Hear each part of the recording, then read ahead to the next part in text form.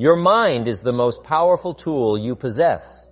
It's the key to unlocking your potential, achieving your dreams, and living a life of purpose and fulfillment. But here's the catch. If you don't learn to control your mind, it will control you. And let me tell you, that's a dangerous game to play. You see, every day, we're bombarded with thousands of thoughts. Some of these thoughts lift us up, inspire us, and push us forward. But others, they're like anchors holding us back, keeping us stuck in place, afraid to move, afraid to grow.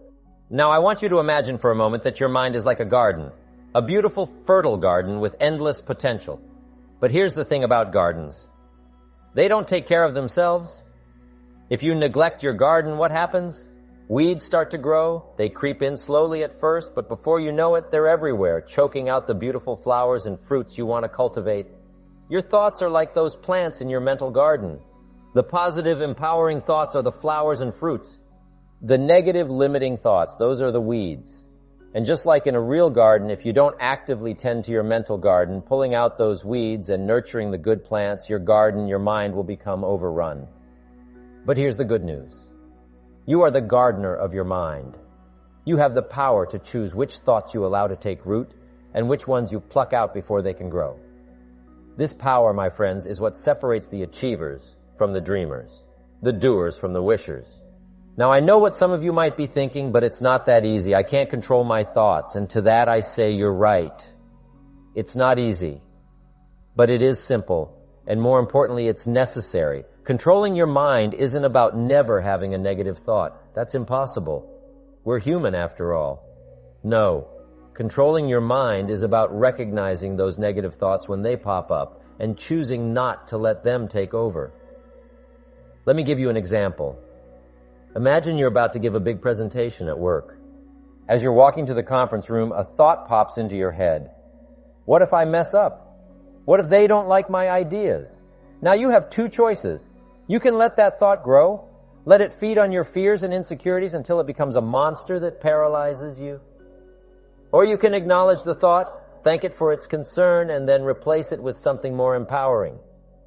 I've prepared for this. Now I want to share with you 5 strategies for taking control of your mind before it starts controlling you.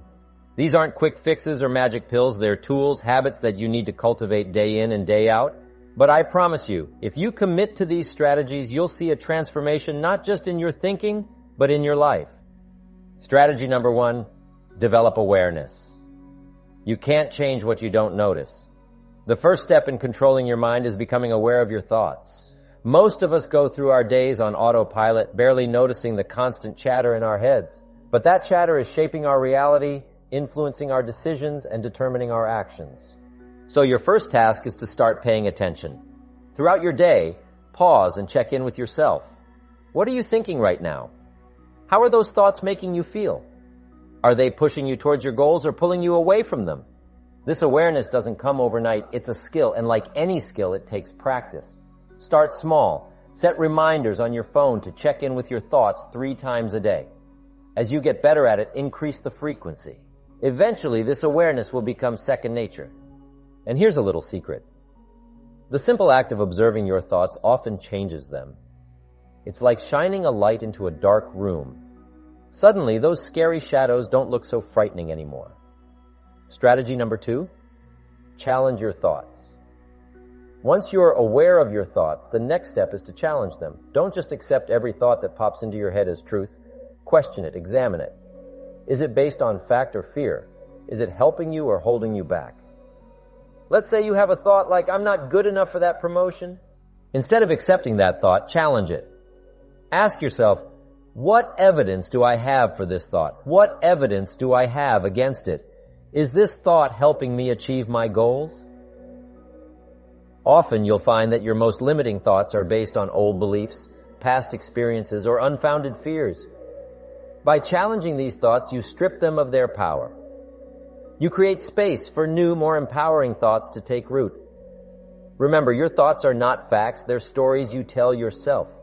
And if you don't like the story, you have the power to change it. Strategy number 3, reframe negative thoughts. Now that you're aware of your thoughts and you're challenging the negative ones, it's time to learn the art of reframing. Reframing is like being a translator for your own mind. You take a negative thought and translate it into a more positive, empowering one. For example, let's say you make a mistake at work. Your initial thought might be, "I'm such an idiot, I can't do anything right." That's a pretty harsh thought, isn't it? But what if we reframed it? What if instead you thought, "I made a mistake.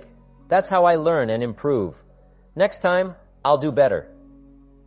See the difference? Both thoughts acknowledge the mistake, but one leaves you feeling defeated, while the other motivates you to grow. Reframing isn't about denying reality or pretending everything is perfect. It's about finding a more constructive way to view your experiences. It's about focusing on solutions instead of problems, on growth instead of failure. And here's the beautiful thing about reframing.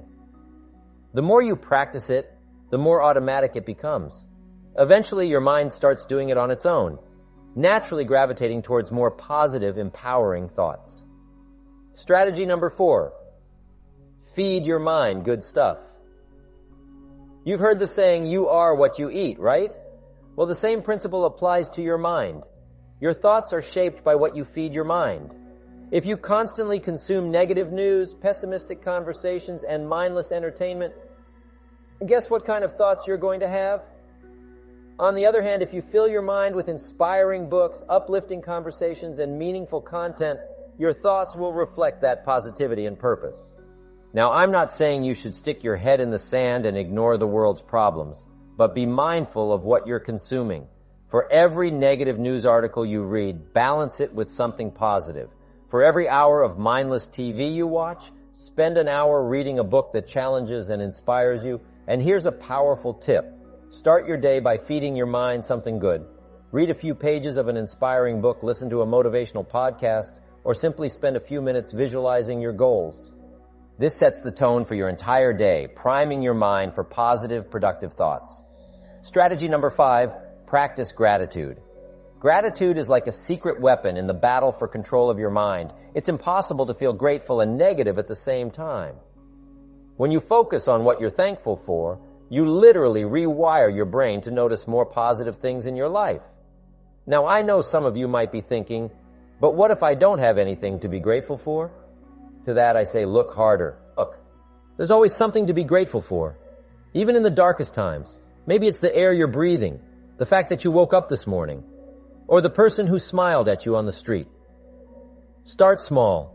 Each day, write down 3 things you're grateful for.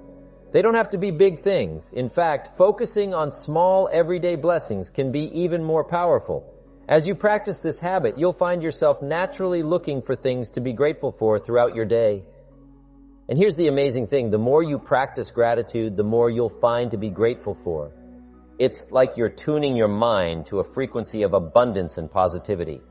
Now, these 5 strategies, developing awareness, challenging your thoughts, reframing negative thoughts, feeding your mind good stuff, and practicing gratitude are powerful tools. But they're just that, tools. They won't do the work for you. You have to commit to using them day in and day out. And let me tell you, it won't always be easy. There will be days when your mind feels like a runaway train speeding down the tracks of negativity and self-doubt. But remember, you are the conductor of that train. You have the power to slow it down, to change its direction. It's like working out. The first time you go to the gym, it's hard. Your muscles ache, you're out of breath, and you wonder if it's worth it. But you keep going, and slowly but surely, you get stronger. You can lift heavier weights, run faster and longer. Controlling your mind works the same way. The more you practice, the stronger your mental muscles become. And just like physical exercise, the benefits of controlling your mind extend far beyond the obvious. Yes, you'll have more positive thoughts and feel better emotionally, but you'll also find that you make better decisions, have more energy, and are more resilient in the face of challenges. You see, when you control your mind, you control your life. Your mind shapes your reality. It determines how you interpret events, how you respond to challenges, and ultimately what actions you take. Think about it.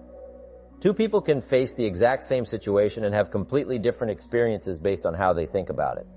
A setback can be a crushing defeat or a valuable lesson. A challenge can be an insurmountable obstacle or an exciting opportunity. The difference lies in how you choose to think about it. Now, I want to address something important. Controlling your mind doesn't mean suppressing your emotions or pretending everything is perfect all the time. That's not realistic or healthy. We're human beings, and we're meant to experience a full range of emotions, including sadness, anger, and fear. The goal isn't to never feel negative emotions. The goal is to not let those emotions control you. It's about acknowledging your feelings, understanding where they're coming from, and then choosing how to respond. For example, let's say you lose a big client at work. It's natural to feel disappointed, maybe even angry or scared about the future. Controlling your mind doesn't mean ignoring those feelings. It means allowing yourself to feel them, but then choosing thoughts that move you forward rather than keep you stuck. Instead of thinking, this is a disaster, I'm a failure, you might think, this is a setback, but it's also an opportunity to learn and improve. What can I do differently next time? You see, controlling your mind is about taking responsibility for your thoughts and, by extension, your life. It's about recognizing that while you can't always control what happens to you, you can always control how you respond. And let me tell you, that's an incredibly empowering realization. Because once you truly understand that you have the power to choose your thoughts, you unlock a level of freedom and potential that most people never experience. Now, I want to share with you a little secret, something that the most successful people in the world understand. Your thoughts create your reality. Not in some mystical woo-woo sense, but in a very real, practical way. You see, your thoughts determine your feelings. Your feelings influence your actions, and your actions create your results. It's a chain reaction that starts in your mind and ends in your reality. Let's break it down. Say you have the thought, I'm not good enough. That thought creates feelings of insecurity and self-doubt. Those feelings might cause you to hesitate, to play it safe, to avoid taking risks or putting yourself out there. And those actions, or lack of actions, lead to results that reinforce your original thought. You don't get the promotion, you don't start that business, you don't ask that person out on a date, and you think, see, I was right, I'm not good enough.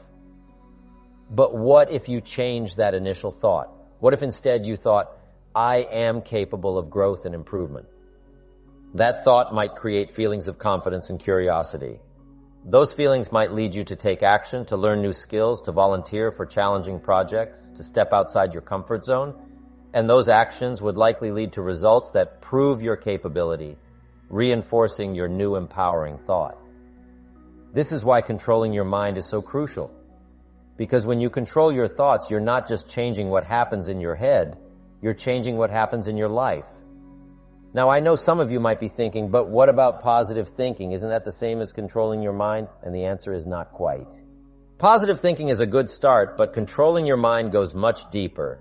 It's not just about replacing negative thoughts with positive ones. It's about developing a level of mental discipline that allows you to choose your thoughts deliberately, to direct your focus with intention, and to shape your mindset purposefully. It's the difference between being a passenger in your own mind and being the driver. A passenger might try to enjoy the view and hope for the best, but a driver chooses the destination, plans the route, and navigates the journey. And let me tell you, being the driver of your own mind is a game changer. It's what separates the extraordinary from the ordinary, the achievers from the dreamers. Now, I want to address a common misconception. Some people think that controlling your mind means you'll never have problems or face challenges. Nothing could be further from the truth. Life will always have its ups and downs. You'll still face obstacles, setbacks, and difficult times. The difference is in how you approach these challenges. When you control your mind, you approach problems with a sense of capability rather than helplessness. You see challenges as opportunities for growth rather than insurmountable obstacles.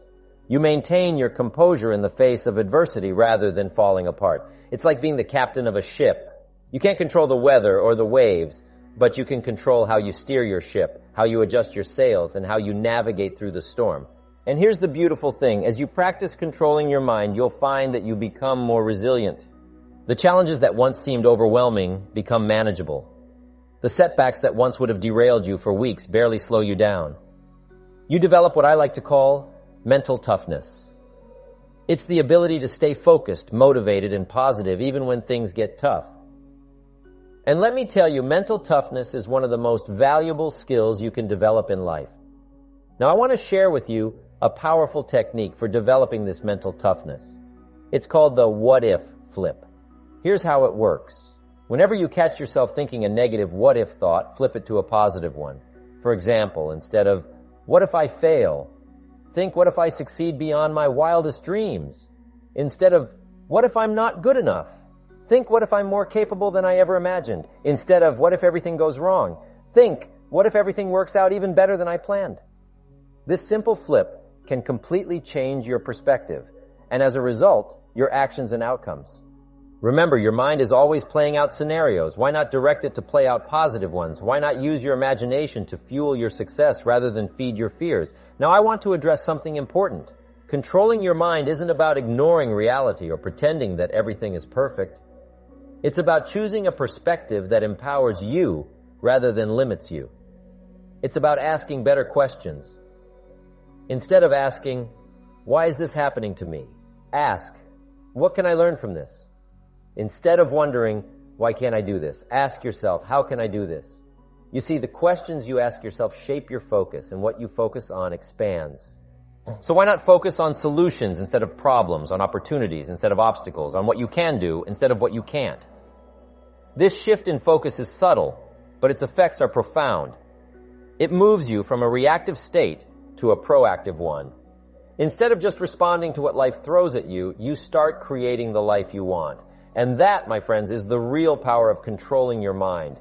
It's not just about feeling better or thinking more positively. It's about taking charge of your life, about becoming the author of your own story rather than a character in someone else's. Now I want to talk about a critical aspect of controlling your mind that often gets overlooked. Self-talk. Self-talk is that constant stream of thoughts running through your head. It's the voice that comments on your actions, judges your decisions, and shapes your self-image. And let me tell you, for many people, that voice can be brutally harsh. Imagine if you had a friend who constantly criticized you, pointed out your every flaw, and told you that you weren't good enough. Would you keep that person in your life? Of course not. Yet so many of us allow our self-talk to do exactly that. Controlling your mind means becoming aware of your self-talk and consciously choosing to make it more supportive and empowering. It means being as kind and encouraging to yourself as you would be to a good friend. Now, this doesn't mean ignoring your mistakes or never critiquing yourself. It means doing so in a constructive, compassionate way. Instead of berating yourself for a mistake, acknowledge it, learn from it, and encourage yourself to do better next time. For example, instead of thinking, I'm such an idiot for messing that up, try, I made a mistake, but that's okay. What can I learn from this to improve next time? See the difference? Both acknowledge the error, but one leaves you feeling defeated while the other motivates you to grow and improve. And here's a powerful tip. Pay attention to the words you use in your self-talk. Words have power. They shape our perceptions and influence our emotions. So choose your words carefully, even or especially when you're talking to yourself. Instead of saying, I have to do this, try, I get to do this. Instead of, this is a problem, try, this is a challenge. These small shifts in language can make a big difference in how you perceive and approach situations. Now let's talk about another crucial aspect of controlling your mind. In today's world, we're bombarded with distractions, social media, emails, notifications. There's always something vying for our attention. And if we're not careful, these distractions can hijack our minds, pulling us away from what's truly important. Controlling your mind means being intentional about where you place your focus. It means choosing to concentrate on what matters most rather than getting swept away by every passing thought or external distraction. Think of your focus like a spotlight. By intentionally directing that spotlight, you illuminate what's truly important and keep your mind engaged with meaningful tasks and goals. This disciplined focus can significantly enhance your productivity, creativity, and overall well-being. By taking control of your mind, you ensure that your mental energy is dedicated to areas that enrich your life and help you achieve your aspirations. Whatever it shines on becomes brighter, more vivid, and more important in your perception.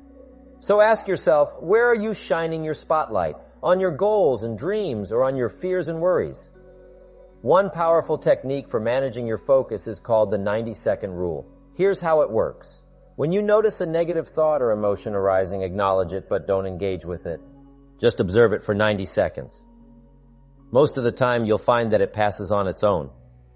This technique helps you avoid getting stuck in negative thought spirals. It teaches you that thoughts and emotions are temporary.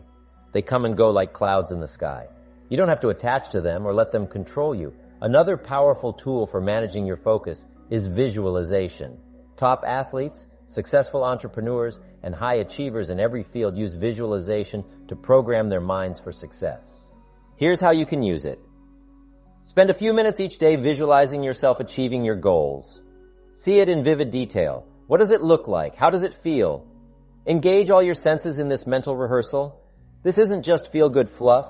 Visualization works because your mind doesn't distinguish between a vividly imagined experience and a real one. When you visualize success, you're literally training your brain for success. Now let's talk about a critical skill in controlling your mind, emotional regulation. Emotions are a fundamental part of the human experience. They color our perceptions, influence our decisions, and drive our actions. But here's the thing.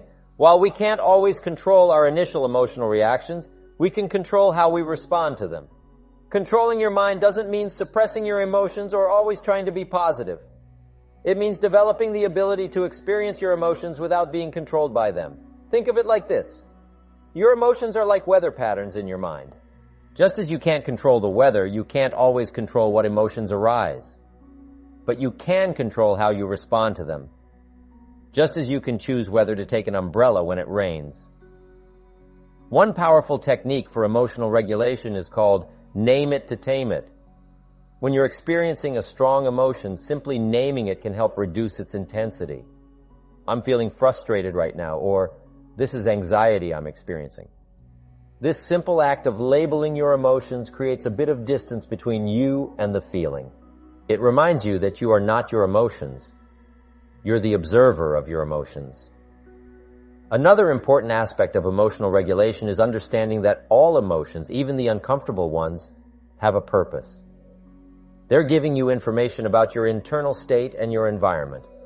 For example, anger often arises when we perceive a boundary has been crossed. Instead of getting caught up in the anger, you can ask yourself, what boundary of mine is being violated here? How can I address this in a constructive way? Fear often arises when we're facing uncertainty or potential danger. Instead of letting fear paralyze you, you can ask, what is this fear trying to protect me from? Is the danger real or perceived? What steps can I take to address it? By approaching your emotions with curiosity rather than judgment, you can extract valuable insights from them without letting them control your actions. Now let's talk about a crucial element in controlling your mind, your beliefs. Your beliefs are like the operating system of your mind. They shape your thoughts, influence your emotions, and ultimately determine your actions and results. The tricky thing about beliefs is that we often don't even realize we have them. They operate in the background, coloring our perceptions and influencing our decisions without us even being aware of it. For example, if you have a belief that money is the root of all evil, you might subconsciously sabotage your efforts to achieve financial success. If you believe that relationships always end in heartbreak, you might unknowingly push away potential partners. Controlling your mind means becoming aware of your beliefs and consciously choosing which ones to keep and which ones to change. Here's a powerful exercise. Take a piece of paper and write down your beliefs about success, money, relationships, health, any area of your life that's important to you. Then ask yourself, where did these beliefs come from? Are they serving me or limiting me? What evidence do I have for and against these beliefs? You might be surprised to find that many of your beliefs are not based on your own experiences or rational thought, but on things you were told as a child or messages you've absorbed from society. The good news is, once you become aware of a limiting belief, you can change it. You can choose to adopt a new, more empowering belief. For example, instead of I'm not good at public speaking, you could choose to believe public speaking is a skill I can improve with practice. Instead of I always mess up relationships, you could believe every relationship teaches me something valuable about myself and others. Remember, your beliefs create your reality, so why not choose beliefs that empower you and support your goals? Now, I want to address something that often comes up when we talk about controlling the mind. You see, a large portion of our daily actions are driven by habits, automatic behaviors that we perform with little or no conscious thought. These habits, whether good or bad, have a profound impact on our lives. Controlling your mind means taking charge of your habits. It means consciously choosing which habits to cultivate and which ones to eliminate. Here's the thing about habits. They're like compound interest for your life. Small, consistent actions repeated over time lead to massive results. This can work for you or against you depending on the habits you've developed. For example, if you have a habit of hitting the snooze button and starting your day rushed and stressed, that's going to affect your mood, your productivity, and ultimately your results.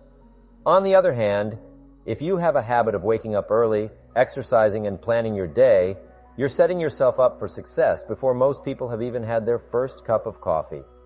The key to changing habits is understanding how they work. Every habit has three components: a cue, a routine, and a reward. The cue triggers the behavior, the routine is the behavior itself, and the reward is what reinforces the behavior. By understanding this loop, you can start to change your habits. Identify the cues that trigger your bad habits and replace the routines with more positive behaviors while ensuring you still receive a reward that satisfies the same need. Over time, with consistency and effort, these new habits will become second nature, supporting your journey to a more controlled and successful mind. In conclusion, controlling your mind is about cultivating a set of deliberate practices and habits that empower you to steer your thoughts, emotions, and actions towards your desired outcomes. By developing awareness, challenging and reframing negative thoughts, feeding your mind with positive input, practicing gratitude, and regulating your emotions, you can transform your mindset and consequently your life. Remember, it's not about never experiencing challenges or negative emotions, but about responding to them in a way that supports growth and resilience. Your beliefs shape your reality, so choose beliefs that empower you. Focus on cultivating good habits and be mindful of where you direct your attention. By taking these steps, you become the captain of your ship, navigating through life's storms with confidence and purpose. Your mind is a powerful tool. Use it wisely to create the life you want.